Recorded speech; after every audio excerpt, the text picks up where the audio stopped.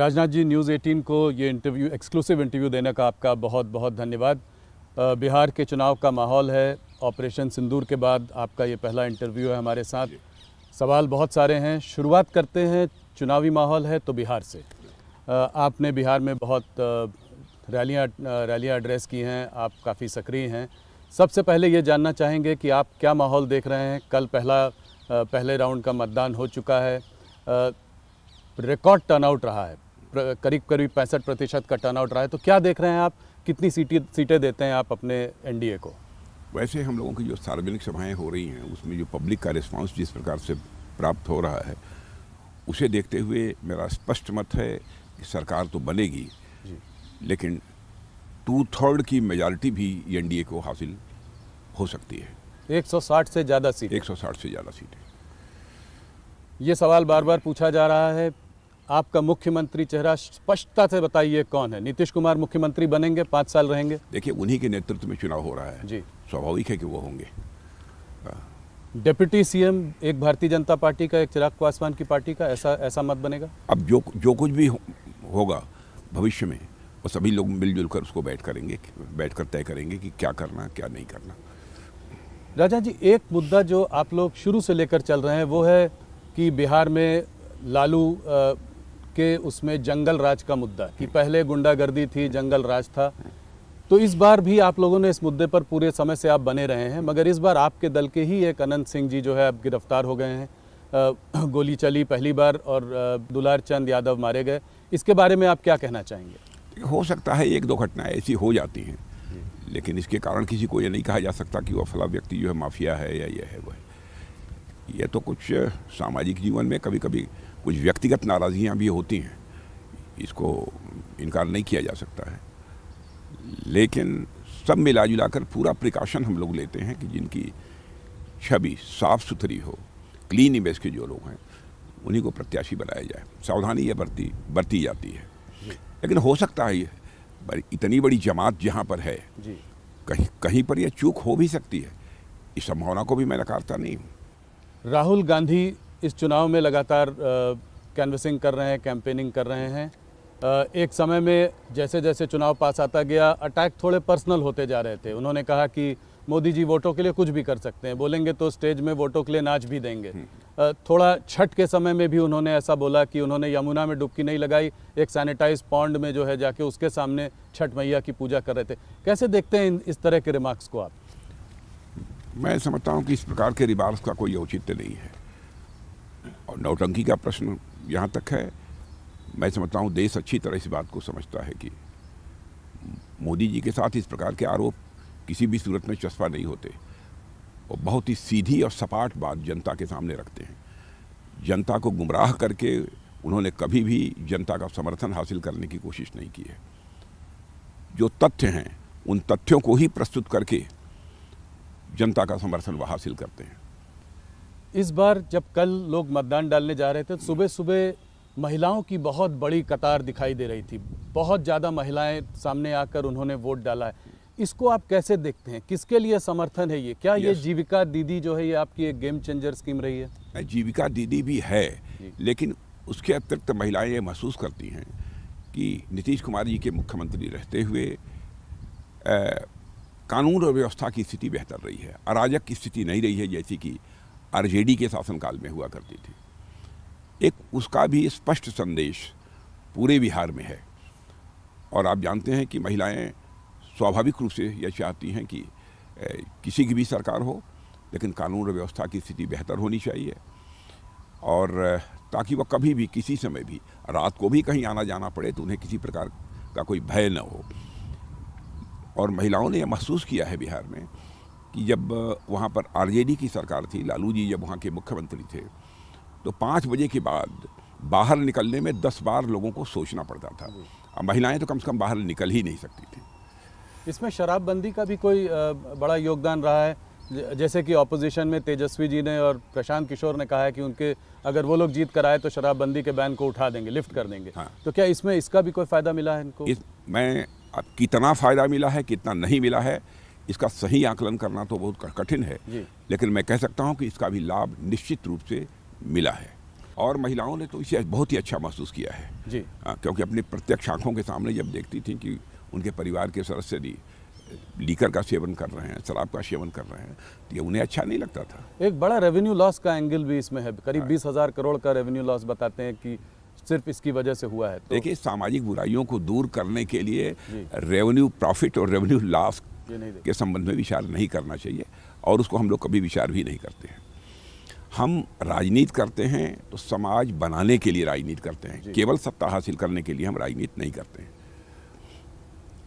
इस बार राजनाथ जी एक और फैक्टर देखा गया है जिसकी काफ़ी चर्चा है, वो है प्रशांत किशोर फैक्टर। लोग कह रहे हैं इस बार ये ट्रायंगुलर फाइट है। एक इन्होंने, प्रशांत किशोर जी ने अपनी नई पार्टी जनसुराज बनाई, पिछले 3 साल से बिहार में वो गांव-गांव जा रहे हैं, अपनी बात कह रहे हैं। तो क्या आप पीके फैक्टर कितना बड़ा है, कितना वोट शेयर उनको मिल पाएगा, किसका वोट अधिक काटेंगे, आपका या महागठबंधन का? देखिए, मैं मानता हूँ कि वो फैक्टर इनसिग्निफिकेंट है। अच्छा, इनसिग्निफिकेंट फैक्टर है, उस पर तो विचार करना ही नहीं चाहिए।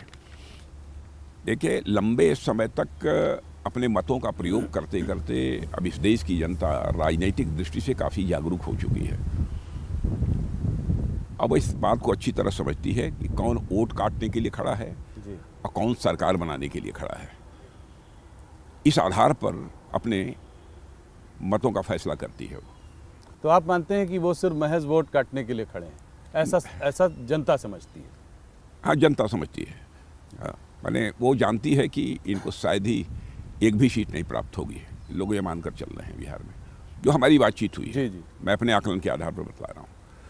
जहां आपने एक तरफ जीविका दीदी की बात करी, उसको एक गेम चेंजर स्कीम की तरह आप लेकर आए, तेजस्वी जी ने हर घर में एक गवर्नमेंट जॉब देने की बात की। आप लोगों ने, आप तमाम नेताओं ने खिल्ली भी उड़ाई, कहा कि ये कैसे स्वाभाविक है, ये कैसे होगा, 2 करोड़ फैमिली में 2 करोड़ जॉब कैसे देंगे, इतना पैसा कहाँ से आएगा।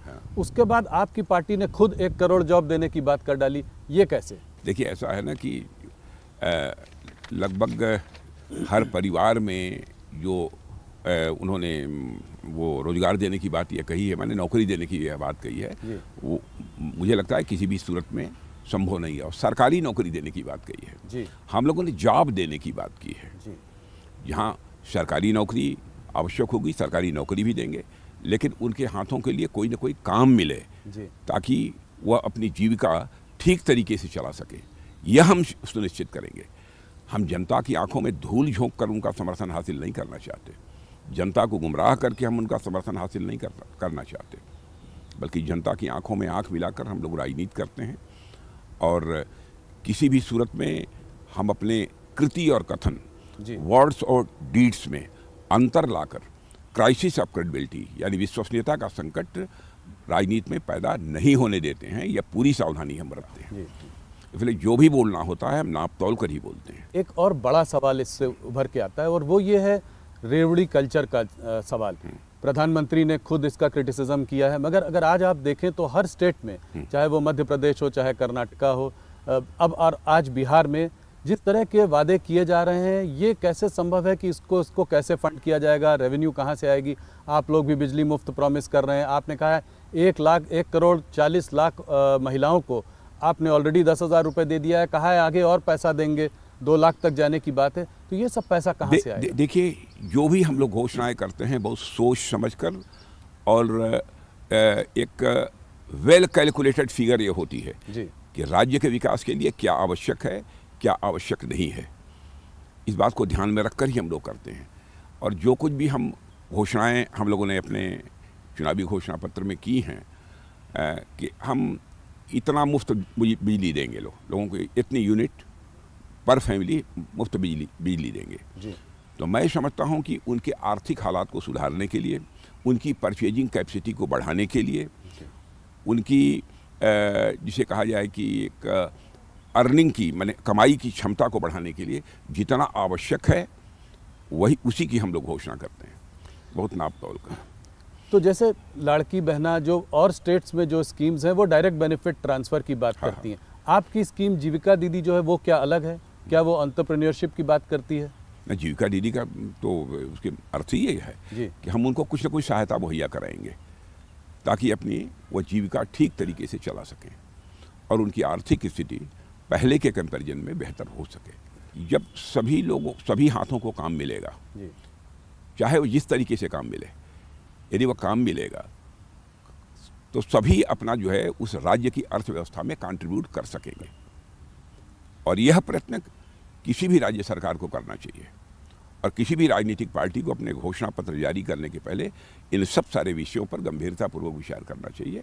यह बहुत ही सोच समझकर, नाप तोल कर ही हम लोगों ने घोषणा की है। अब जैसे प्रधानमंत्री किसान सम्मान निधि के अंतर्गत 6,000 रुपये प्रतिवर्ष हम किसानों को मुहैया करा रहे हैं। आप किसानों से पूछिए, इसका सीधा लाभ उनको हुआ है? उसके परिणाम स्वरूप अपने खेत की बुआई करने के बाद जो फर्टिलाइजर की आवश्यकता होती है, उस आवश्यकता की पूर्ति 6,000 रुपये से होती है। और उसके बाद फूड ग्रेन का उत्पादन बढ़ता है। तो स्वाभाविक है कि अर्थव्यवस्था को एक ताकत मिलेगी, उससे बल मिलेगा। तो एक दूर की सोच के साथ ही हम कोई आश्वासन देते हैं और कोई कदम उठाते हैं। मूव थोड़ा सा SIR की ओर चलते हैं। शुरुआत में बिहार के चुनाव की शुरुआत में SIR वोटर अधिकार यात्रा राहुल जी ने और तेजस्वी जी ने निकाली थी।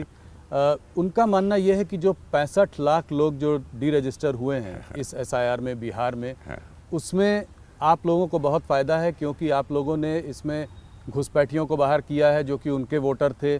तो इसको आप कैसे देखते हैं? अरे मैं कहता हूँ कम से कम बतलाएं तो जी कि इनका नाम मतदाता के रूप में रजिस्टर होना चाहिए था, नहीं हुआ। एक भी केस वो सामने नहीं ला पाए। बार बार इलेक्शन कमीशन भी अपनी तरफ से कह रहा है कि यदि आपको जो शिकायत हो वह शिकायत हमारे पास लाइए, हम उसकी जांच करने को तैयार हैं। लेकिन वह भी नहीं दे रहे हैं उनको। केवल देश की जनता को गुमराह करने के लिए कभी खड़े हो जाते हैं बहुत बड़े ब्लैक बोर्ड के सामने और जो है प्रेजेंटेशन देकर लोगों को गुमराह करने की कोशिश करते हैं। भाई तथ्य लेकर जाइए ना इलेक्शन कमीशन के सामने, इलेक्शन कमीशन उसकी जांच करेगा। न करे तो बात समझ में आती है, लेकिन उसी SIR को लेकर कभी हाइड्रोजन बम फोड़ने की बात करते हैं, कभी एटम बम फोड़ने की बात करते हैं, लेकिन एक सामान्य पटाखा भी नहीं फोड़ पाए।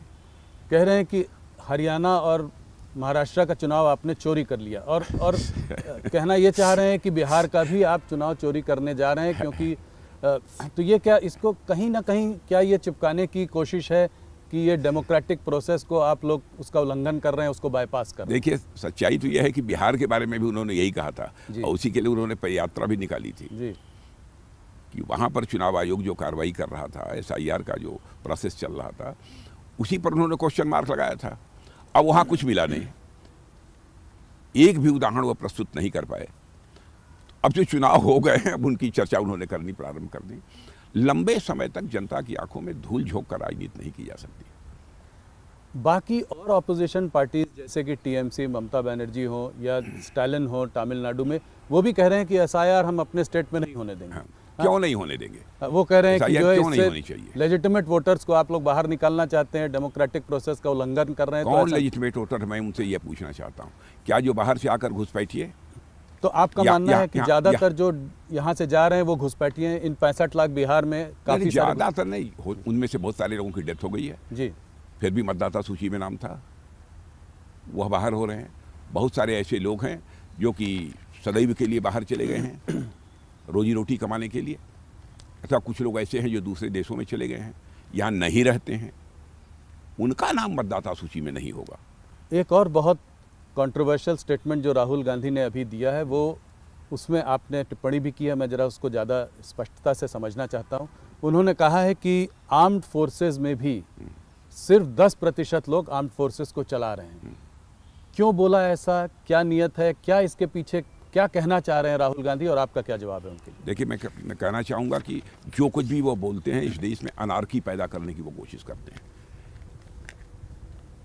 क्योंकि इस बात को अच्छी तरह समझते हैं कि हम अपने एक्शन के माध्यम से, माने अपनी कृतियों के माध्यम से और अपने काम के माध्यम से हम जनता का विश्वास नहीं हासिल कर सकते, समर्थन हासिल नहीं कर सकते।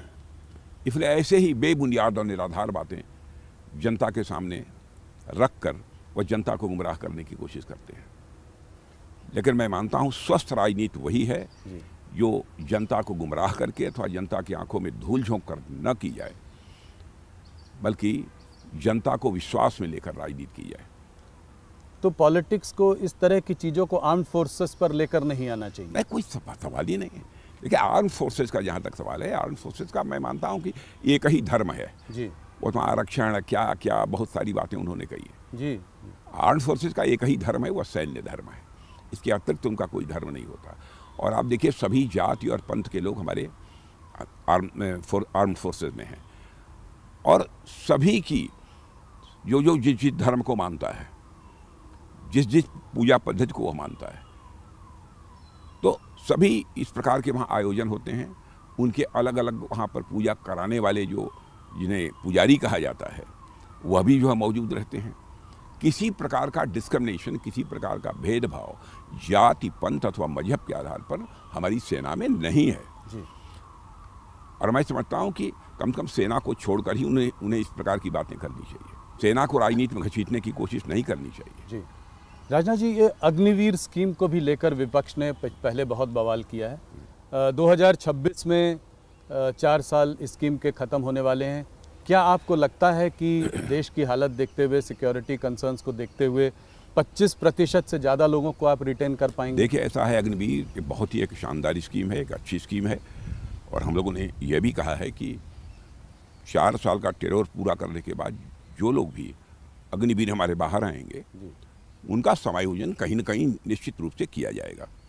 अथवा यदि वह रोजगार करना चाहते हैं तो रोजगार करने के लिए भी आवश्यक फंडिंग की व्यवस्था भी सुनिश्चित की जाएगी कि यूथफुलनेस यह सेना में बनी रहे, यह इंश्योर करना तो मैं समझता हूं कि यह बहुत ही आवश्यक है। उसी आधार पर यह फैसला लिया गया है। लेकिन मैं समझता हूं कि अपने भविष्य को लेकर किसी को चिंता करने की कोई ज़रूरत नहीं है जी। और उसके बारे में हम लोगों के कंसेप्ट में पूरी क्लैरिटी है। हम किसी को कोई क्षति नहीं पहुंचने देंगे। ये सुनकर वो लोग आश्वस्त होंगे। डोनाल्ड ट्रंप जी ने कहा है कि पाकिस्तान न्यूक्लियर टेस्ट कर रहा है। उन्होंने ये कहा है कि रशिया और चाइना जो आज कर रहे हैं, इसको देखते हुए, इसको नज़र रखते हुए हो सकता है अमेरिका भी ऐसा कुछ करने का प्रयास करे, कुछ करना सोचे। चाहता है करे जी। भारत इसका क्या करेगा? क्या भारत भी कुछ न्यूक्लियर टेस्ट करेगा? ये सवाल है मेरा। भारत क्या करेगा ये तो भविष्य ही बतलाएगा, लेकिन जिसको जो करना है वो करे। हमें इस संबंध में कुछ नहीं कहना है। चाहे पाकिस्तान कर रहा है, चाहे अमेरिका कर रहा है, तो जिसको जो करना है कर रहा है। भारत किसी भय के कारण अथवा किसी दबाव में कोई कदम नहीं उठाता है। जो भारत को भारत के इंटरेस्ट में उचित लगेगा वही कदम हम उठाएंगे। सही समय पे करेगा। सही समय पर सही कदम उठाएंगे। जी। ऑपरेशन सिंदूर के बाद मैं आपसे पहली बार बात कर रहा हूं। मुझे याद है 2024 में आपने कहा था ये भारत वो भारत नहीं है, घर में घुस कर मारेगा। आपने इतने जोरों से बोला था कि पूरे इंटरनेशनल मीडिया ने भी उसको उठाया। ये सच साबित करके दिखा दिया। जी। पर कुछ लोगों का मानना है कि बहुत जल्दी हाथ पीछे खींच लिए। इतनी जल्दी रुक क्यों गए? वो लोग चाहते थे कि थोड़ा और जोरों से पाकिस्तान को मैं इसे पूरी तरह से स्पष्ट कर देना चाहता हूं कि बराबर पाकिस्तान के डीएमओ की तरफ से टेलीफोन आ रहे थे जी। उनके टेलीफोन आने के बाद तब ये हुआ। माने हम लोग युद्ध पिपासु नहीं हैं जी। कुछ लोग ऐसे होते हैं जो बराबर चाहते हैं कि युद्ध हो, कन्फ्रंटेशन हो। भारत ऐसा नहीं चाहता है कभी। यदि बार बार उनकी तरफ से आग्रह हो रहा है कि नहीं अब इसे स्थगित किया जाना चाहिए, बंद किया जाना चाहिए, तो उसके बाद जाकर ये तय किया कि हमको जो करना था वो हमने कर लिया जी। अब उसके बाद इस युद्ध को आगे बढ़ाने का कोई औचित्य अब नहीं है। आवश्यकता पड़ेगी फिर करेंगे। ये आप लोग बार बार बोल रहे हैं, इसका क्या अभी भी लगता है कि कुछ ऐसी स्थिति बनी हुई है कि उसको दोबारा करना पड़ेगा ऑपरेशन सिंदूर को? अब ये तो भविष्य के गर्भ में छिपा हुआ है, क्या होगा कैसे होगा। लेकिन ऑपरेशन सिंदूर के बारे में स्पष्ट कर देना चाहता हूँ कि ऑपरेशन सिंदूर हमारा समाप्त नहीं हुआ है, हाल फिलहाल ही स्थगित है। हम लोगों ने क्या सावधानी बरती? आतंकवादियों ने चोरी छुपे घुसकर भारत की सीमा के अंदर हमारे निर्दोष नागरिकों को मारा जी। हम लोगों ने टारगेट किया, जो टेररिस्ट सेंटर्स थे उन्हीं को टारगेट किया है पाकिस्तान में। आम जनता को हम लोगों ने नहीं मारा है। इतनी सावधानी बरतने वाले हमारी इस गवर्नमेंट के ऊपर भी कभी कभी लोग आरोप लगाते हैं कि ये मजहब के आधार पर भेदभाव करते हैं, जात के आधार पर भेदभाव करते हैं।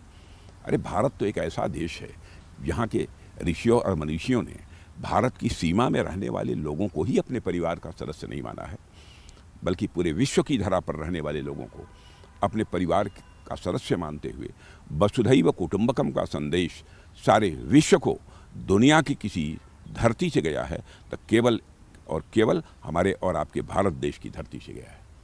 आपने ये बात बड़ी स्पष्टता से आज ही नहीं पहले भी कही है, आपकी सरकार ने भी कही है कि भारत और पाकिस्तान के बीच में और कोई नहीं था, सिर्फ उनके आग्रह से ये वॉर को रोका गया। किसी के दबाव में अथवा किसी के कहने पर ऑपरेशन सिंदूर स्थगित नहीं किया गया है।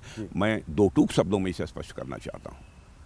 और आप ये जानते होंगे कि राजनीतिक जीवन में पूरा प्रिकॉशन लेता हूँ कि कभी झूठ न बोला जाए। एक भी कोई घटना आप मेरे राजनीतिक जीवन की नहीं बतला सकते हैं। मैंने ठीक है, बचपन में कुछ हुआ हो तो मैं नहीं कह सकता हूँ, प्रारंभिक राजनीतिक जीवन में। देखो उसके बाद मैं सावधानी बरतता हूँ, लेकिन मैं भी इंसान हूँ, कभी कोई गलती हो सकती है। लेकिन इस संबंध में मैं पूरी तरह से आश्वस्त हूँ।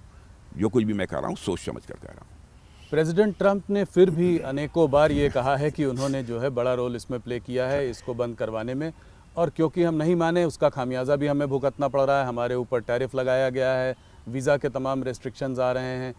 इसके बावजूद आपने अभी 10 ईयर का डिफेंस जो है पीट हेग्सेथ के संग 10 इयर्स डिफेंस पैक्ट किया, ऐसा क्यों?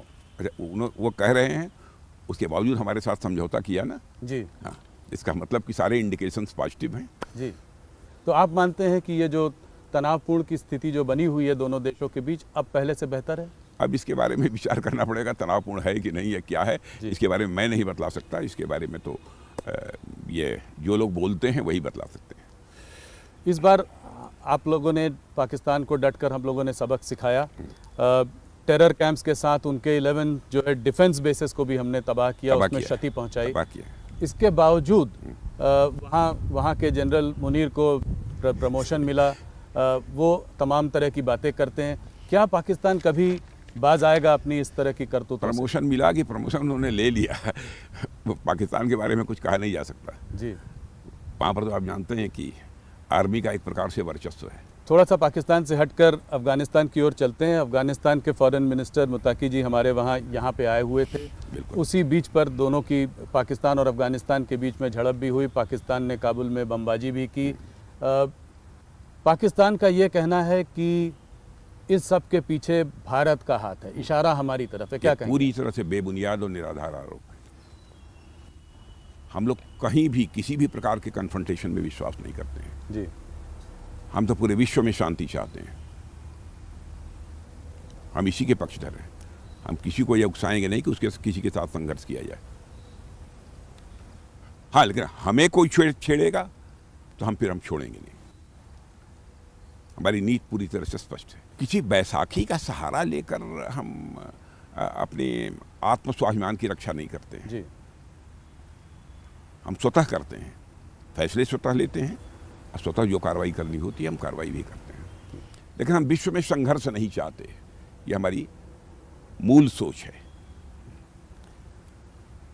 अफगानिस्तान और पाकिस्तान के बीच में जो प्रॉब्लम जो चली आ रही है वो ड्यूरेंट लाइन को लेकर है। वो ड्यूरेंट लाइन को लेकर विवाद रहा है। मेरा सवाल आपसे सिंपल सा है, भारत का इसमें क्या मत है? जो भी मामले हैं आपस में सारे देशों को बैठकर सुलझाना चाहिए। हम किसी देश के मामले में हस्तक्षेप नहीं करना चाहते। यदि दोनों देश सहमत हों कि नहीं हस्तक्षेप होना चाहिए, किसी को आकर जो है बातचीत का सिलसिला प्रारंभ करना चाहिए, उस समय सोचा जा सकता है। मान न मान मैं तेरा मेहमान, इसमें हम लोग विश्वास नहीं करते। बांग्लादेश के जो इंटरिम लीडर हैं मोहम्मद यूनुस, वो अक्सर प्रोवोकेटिव स्टेटमेंट्स देते रहते हैं।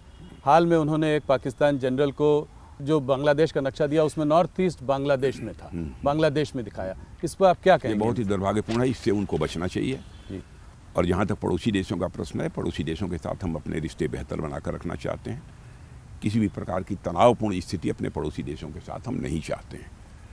राजन जी, इससे एक लार्जर बड़ा सवाल ये निकल कर आता है कि आज क्या एक समय में हम पाकिस्तान से लड़ते रहते थे, पाकिस्तान से हमारा प्रॉब्लम था।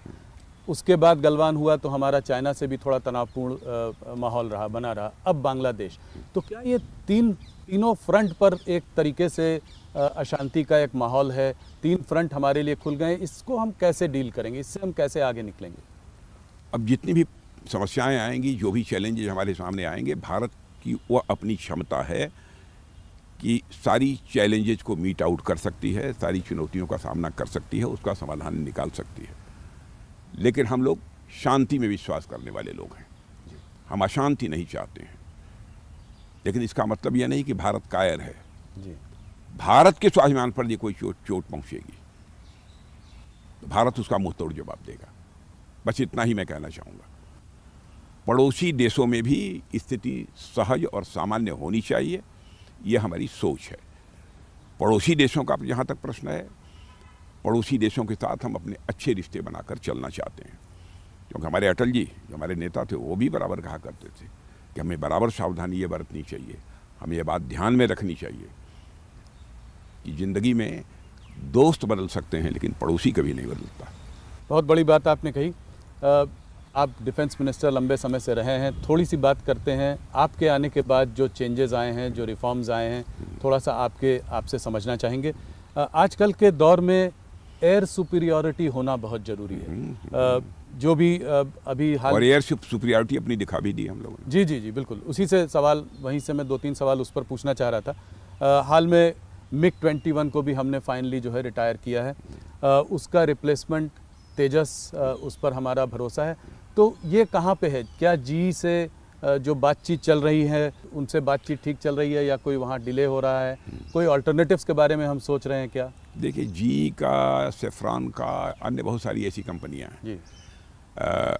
कुछ स्टेप्स हम काफ़ी आगे बढ़ चुके हैं जी। इस समय उसका मैं खुलासा यहाँ नहीं करना चाहता हूँ क्योंकि ये मामला CCS में जाकर ही ये तय होगा, इसलिए मैं उस पर नहीं बोलना चाहता हूँ। हमारी कंसेप्ट की क्लैरिटी है इस मामले में कहाँ जा रहा है, लेकिन यह मानकर चलिए कि विद इन ए ईयर वह स्थिति बनने जा रही है कि हम इन सब सारे फाइटर प्लेन्स के इंजन भी भारत में ही बनाएंगे, भारत की धरती पर बनाएंगे और भारतवासियों के हाथों से बनेंगे। ये बड़ा स्टेटमेंट है। तो ये भी करेंगे और बाहर से भी लेंगे? इसमें हाल फिलहाल तो हमको इंजन बाहर से लेने की आवश्यकता है जी। उसमें कोई अमेरिकी दबाव कि अमेरिका से ही लेना है? कोई दबाव नहीं। और वो भी जो बाहर से लेंगे उसमें हम अपनी शर्तों से कंप्रोमाइज नहीं करने वाले हैं जी। हाँ, हो सकता है ये भी, इस संभावना को नकारा नहीं जा सकता। बहुत प्रबल संभावना है कि हम कहें कि ठीक है, हम आपसे इंजन लेंगे लेकिन इंजन की मैन्युफैक्चरिंग आइए भारत में कीजिए। ये किससे और हमको टेक्नोलॉजी ट्रांसफ़र करिए। ये किसी से बात हो रही है, किसी कंपनी से? इसका मैं खुलासा करना नहीं चाहता है, लेकिन मैं जो बोल रहा हूँ वो बेसलेस नहीं है। जी जी बिल्कुल, आधारहीन नहीं है, इतना आप तो स्वीकार कीजिए। नहीं बिल्कुल। हाँ, किन किन कंपनी से हम बात कर रहे हैं उस संबंध में अभी मैं कुछ कह। फ्रेंच कंपनी साफरान के साथ मिलकर 5th जनरेशन फाइटर एयरक्राफ्ट के लिए इंजन बनाने की बात चल रही है। कब तक आएगा पहला इंजन, कब मिलेगा हमको? ये इस पर थोड़ा सा विस्तार में बता सकते हैं? ये तो आपने पहले भी बोला है। हम लोगों की कोशिश यही है कि इंजन जल्दी से जल्दी भारत में बनना प्रारंभ हो जाए। अच्छा, तो फोकस बहुत जल्दी से जल्दी। अब इस संबंध में एक फैसला CCS के द्वारा होना है। मैं समझता हूँ कि वह भी बहुत ही जल्दी हो जाएगा। तो कोलैबोरेशन बाहर की कंपनियों से हो सकता है पर बनना भारत में। ये इस बात पर काम चल रहा है। जिसके साथ भी हम अपने ये एग्रीमेंट करें, जिसके साथ भी हम समझौते करें, वो टेक्नोलॉजी भी ट्रांसफ़र करें। टेक्नोलॉजी ट्रांसफ़र भी हो। तो जो 5th generation fighter advance medium combat aircraft की बात हो रही है, AMCA, उसका डिज़ाइन तैयार हो चुका है? वो बात कहाँ तक आगे बढ़ी है? प्रोग्रेस अच्छी है, संतोषजनक है।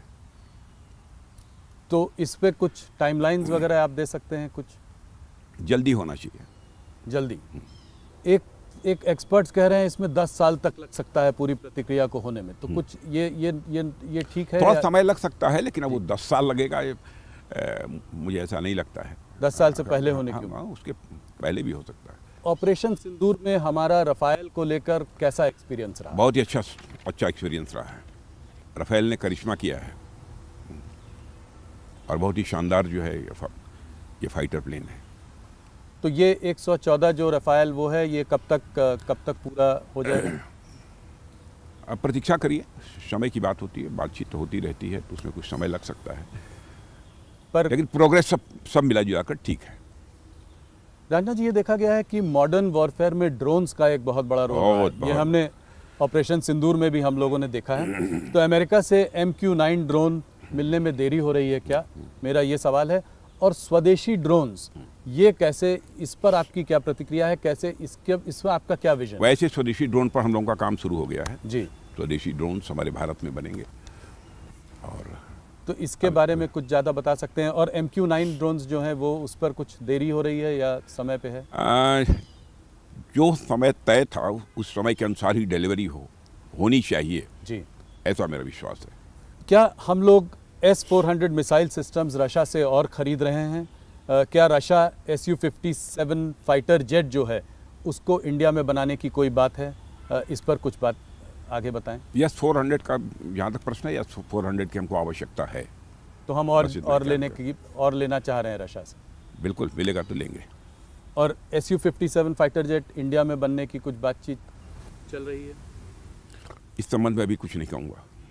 ब्रह्मोस मिसाइल्स पे अगर बात करें, ऑपरेशन सिंदूर के दौरान ये काफ़ी इफेक्टिव रही, बहुत इफेक्टिव था। कुछ देशों से हमारे पास जो है इंटरेस्ट भी आ रहा है इनमें, तो क्या ये हमारे इसको अगर बाहर देशों से इंटरेस्ट आ रहा है तो इससे डिफेंस एक्सपोर्ट्स पर कोई बड़ा असर पड़ेगा? बहुत बड़ा असर पड़ेगा। कुछ आंकड़े देकर इसको समझाएं। हाँ बिल्कुल, हमारा एक्सपोर्ट का ये आंकड़ा बढ़ेगा, क्योंकि इस समय तक अप्रॉक्सीमेटली 25,000 करोड़ का हम एक्सपोर्ट कर रहे हैं। हमारा एक टारगेट है जी कि 29-30 समाप्त होते होते हमारा एक्सपोर्ट मिनिमम 50,000 करोड़ तक का पहुंच जाए। सिर्फ और इससे हम कॉन्फिडेंट हैं कि हम 50,000 करोड़ के अपने एक्सपोर्ट के लक्ष्य को हासिल करने में कामयाब होंगे। सिर्फ ब्रह्मोस को लेकर कि नहीं, पूरे टोटल डिफेंस? जी। क्या आपने देखा होगा कि इंडिजनाइजेशन का सिलसिला भी हम लोगों ने तेजी के साथ प्रारंभ किया है। जी। बहुत सारे आइटम्स के बारे में हम लोगों ने फैसला किया है कि चाहे जो भी हो हम भारत में ही बनाएंगे, भारत की धरती पर ही बनाएंगे, भारतवासियों के द्वारा ही वो बने, यह हम सुनिश्चित करना चाहेंगे। यह हम लोगों का फैसला है। पॉजिटिव इंडिजनाइजेशन लिस्ट बनाई है हम लोगों ने जी। तय कर लिया है कि हमारे यहाँ 550 आइटम हैं जी। किसी भी सूरत में हम दुनिया के देशों से इसको इंपोर्ट नहीं करेंगे, भारत में ही इसको बनाएंगे। ऐसे ही कुछ लोकल रिप्लेसमेंट यूनिट्स होती हैं, तो लगभग 5,000 ऐसी यूनिट्स को हम लोगों ने तय किया है। अब वह भी सारे आइटम्स हम विदेशों से नहीं लेंगे, लेकिन भारत में ही बनेंगे। और अब तक आपको जानकर खुशी होगी, लगभग 2-2.5 हज़ार ऐसे आइटम्स हम लोगों ने भारत में बनाना शुरू कर दिया है। तो बहुत ही शानदार प्रोग्रेस है इंडिजनाइजेशन के मामले में, स्वदेशीकरण के मामले में। तो आत्मनिर्भरता में डिफेंस सबसे आगे चल रहा है, ये बोला जा सकता है। अब मैं सबसे आगे अपने को कैसे कहूँ, लेकिन यह है कि इंडिजनाइजेशन में जो प्रोग्रेस है जी, स्वदेशीकरण में जो प्रोग्रेस है भारत में रक्षा क्षेत्र में, वो बहुत ही संतोषजनक है। अग्नि 6 मिसाइल का टेस्ट कब होगा? ये हमारी जो है लॉन्गेस्ट इंटरकॉन्टिनेंटल बैलिस्टिक मिसाइल है, इसके बारे में कुछ बताएं। प्रतीक्षा करिए। काफ़ी चर्चा में है, काफ़ी स्पेकुलेशन भी है। मैंने सोचा आपसे डायरेक्ट पूछूं तो कुछ सवाल का जवाब कैसे बतला दूं, लेकिन प्रतीक्षा करिए। पर होगा सब जो होगा सब अच्छा होगा, अच्छा होगा, आपको खुशी होगी। अच्छा चलिए, आपने ना कहते हुए भी थोड़ा कुछ कहा। क्या न्यूक्लियर सबमरीन प्रोजेक्ट डिलेड है? डिलेड तो नहीं कह सकते हैं, लेकिन हाँ थोड़ा कुछ समय थोड़ा अधिक लगा है, ये बात तो सही है, इसको मैं स्वीकार करता हूँ। लेकिन वो भी बनकर तैयार हो जाएंगे, ज़्यादा डिले उसमें नहीं है। 1 लाख करोड़ की लागत इसमें लगी है, तो पर आप सेटिस्फाइड हैं कि ये आप चल रही है, प्रोग्रेस बहुत अच्छी है, प्रोग्रेस ठीक है? हाँ, पहले से प्रोग्रेस और इम्प्रूव की है। हम लोग आत्मनिर्भरता और स्वदेशी की बात कर रहे हैं, तो क्या आप ये भी कहेंगे कि स्वदेशी वेपन सिस्टम और प्लेटफॉर्म आज जो है वो हमारा अपना होना चाहिए, हमें किसी और पर डिपेंडेंट नहीं होना चाहिए? यही है। ये क्या सोच है, ये क्या आपका विजन है? नहीं, हम अपने जो हमारे रक्षा उपकरण हैं, जो हमारे डिफेंस जो वेपन्स हैं हमारे, इस मामले में हम दुनिया के दूसरे देशों पर निर्भर नहीं रहना चाहते। हम पूरी तरह से आत्मनिर्भर होना चाहते हैं, उसी दिशा में हमारा प्रयत्न चल रहा है। और मैं कहना चाहता हूँ कि इसमें प्रोग्रेस भी अच्छी है। राजा जी, क्या थिएटराइजेशन यानी आर्मी, नेवी और एयरफोर्स की एक यूनिफाइड कमांड जिसकी की बात चल रही है, ये कब तक हो पाएगा? मैं इधर देख रहा था कि सीधे समय सीमा तो नहीं बताऊंगा इस समय, अब बताना संभव भी नहीं है जी। लेकिन प्रोग्रेस हमारी अच्छी है, थिएटराइजेशन के मामले में भी चल रही है।